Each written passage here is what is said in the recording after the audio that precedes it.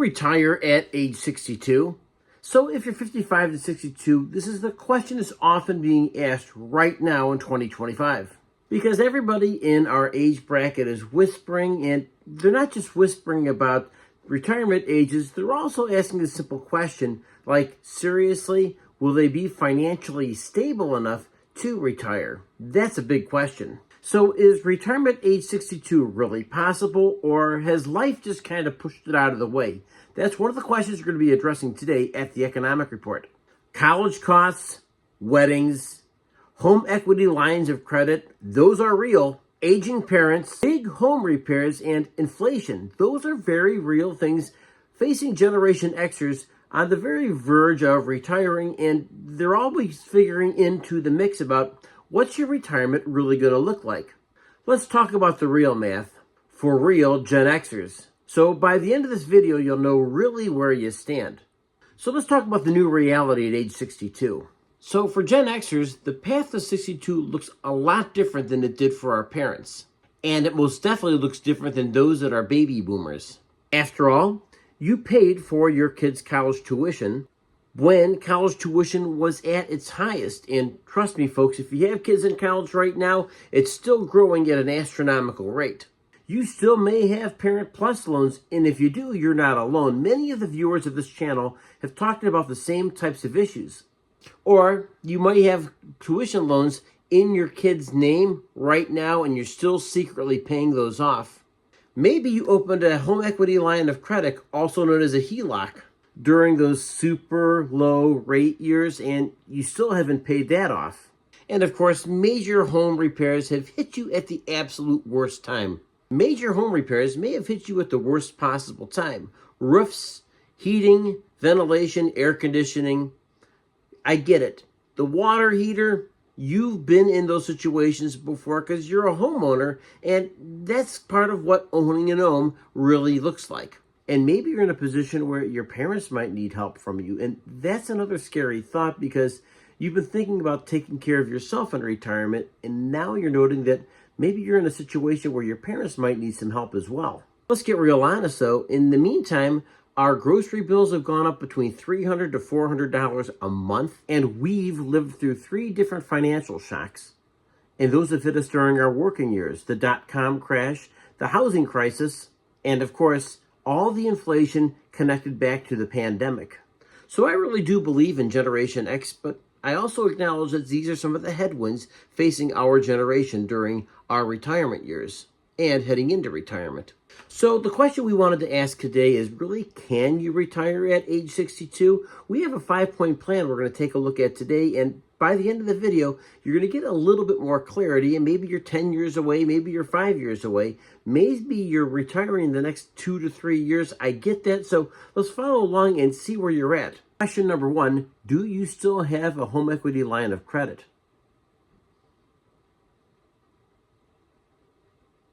Is it a variable interest rate, and is there a date when it needs to be paid off?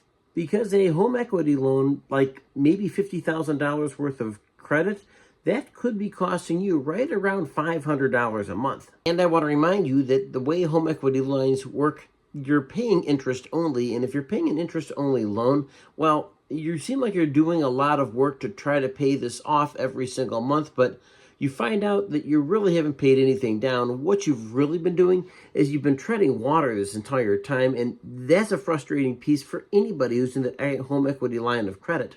So if you have a home equity line of credit and you're heading into retirement, one thing you're going to want to do for sure is service that debt as soon as possible, because that's a drain on your cash flow, and it's one thing you don't want. So do you have a Parent Plus college loan? That's number 2, because Parent Plus loans were done for all the right reasons.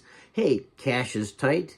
Hey, you have a kid in college and you want to do what you're supposed to do, which is help guide your kids through those years so they're set up for success on the other side of college, right? And you also didn't want to be the person that burdened them with the slavery of debt. So you're the person who paid that debt, and you're still paying for that debt. And so I want to remind you that if you are carrying that Parent Plus loan right now, then you're not just paying for your own retirement, you've also paid into what your kids' retirement is going to look like at some point in time in the future for them. That is something to pay close attention to. Number 3, I'd like to know what your monthly burn rate looks like. For instance, check these things out that might be on the radar screen for you. Think about this. How about a wedding? Helping kids transition into adulthood? Medical bills? Kids that are still on your insurance, and of course meeting the deductibles that comes along with them still being on their insurance while they're getting started? Home repairs? And those jumps in our insurance, right? Like seriously, automobile insurance alone, housing insurance alone has gotten really expensive. And of course, we can always talk about basic living expenses like groceries, right? Like $300 to $400 a month extra. That's a lot of money. Number 4, I really like to talk about the healthcare bridge between age 62 to 65 because it's something that we really need to take a closer look at as well. Because this is really the cliff that nobody really warns you about. COBRA insurance is super expensive. And of course, the ACA isn't going to be there like it was for those pandemic years. Some of these premiums are exceeding like over $1,000 to $1,800 like per month. And of course, with those high rates comes super high deductibles, and those things aren't getting any cheaper. If you're retiring at age 62, you really need to ask yourself the question, how are you recovering healthcare for those 3 years until you hit age 65? Question number 5 is, how are your investments doing right now? And are they putting you in a position where you can actually live off your retirement, or you're going to be actually drawing down on your investments? That's another really important thing to consider. Because when we're talking about margins, we're talking about what you have and what you need, and if you're drawing down those funds every single month to meet that gap. And let's face it, most Generation Xers just don't realize how expensive retirement's going to be. Because every $10,000 in current spending coming out of your investments means you need $250,000 worth of investments working for you, and that's quite a bit of money. Now, I know that I've heard the range that some people need up to $2 million in investments to have a safety net. I don't know if the average Gen Xer has that. And if you do, make sure you hit like and subscribe because this channel is for you. Because what we're really trying to do here is honest conversations, honest considerations, honest inquiries. And the last thing I want to do is see anybody from Generation X on the rocks of despair during your golden years. And those are the things we're trying to prepare for, and what we're having here is just simply a discussion and maybe some conversations about what those years might look like, unless we knock out all 5 of these really, really important issues. If I come back to where the rubber meets the road, and I do ask you right now, if you are in a position to retire at age 62, then you are in a distinct minority. If you can answer yes and you answer completely, truly, and honestly, then congratulations, I'm glad your ship has come in. Because retirement at age 62 works if you've hit the following criteria. Your HELOC is paid off, or at least you're real close to paying it off. The loans for those colleges are off your back right now.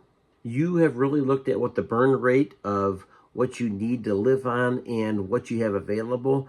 That's working out. The math is in good shape so far. And of course, that also takes into consideration downturns in the market. If you can see the current market conditions, then you can definitely relate. Is your healthcare planned out? That's another thing to take into real careful consideration. And do you have a cash buffer for the next 2 to 3 years? Those are great questions to ask. And of course, if you're making withdrawals of 4 to 4.5% of your cash flow, then you understand that drawing down on those in the early years might cause a bit of a pinch when you get into your 80s and 90s. And of course, let's not forget, you are the types of people who want to go the extra mile. And what do you want to do? You want to take care of your kids, and you want to leave something for them as well. And those are the things that we take into consideration, because you always want to be the person who's helping the next generation become a little bit more successful than our generation is.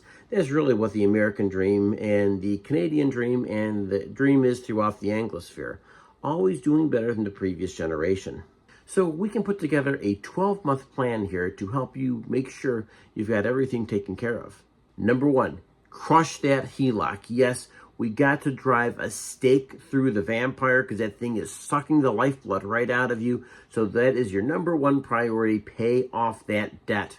And let's face it, folks, stop paying 100% of your kids' adult expenses. Once they hit the point where they are self-sufficient, independent, and responsible, part of this all is that they do need to pay their fair share, and you don't need to be on the hook forever, because at some point in time, that personal sacrifice, the giving tree, if you will, there may be nothing left to give if you don't start taking care of yourself. Want to make sure you're taking care of what that map of your healthcare coverage is going to look like if you decide to leave at 62. Tackle those home repairs right now. We want to make sure you're positioned in case something pops up in the horizon and unforeseen expenses, and make no doubt about it, those things are going to happen. So go ahead, hit like and subscribe, and do me a favor, drop a comment below and let me know where you're at right now.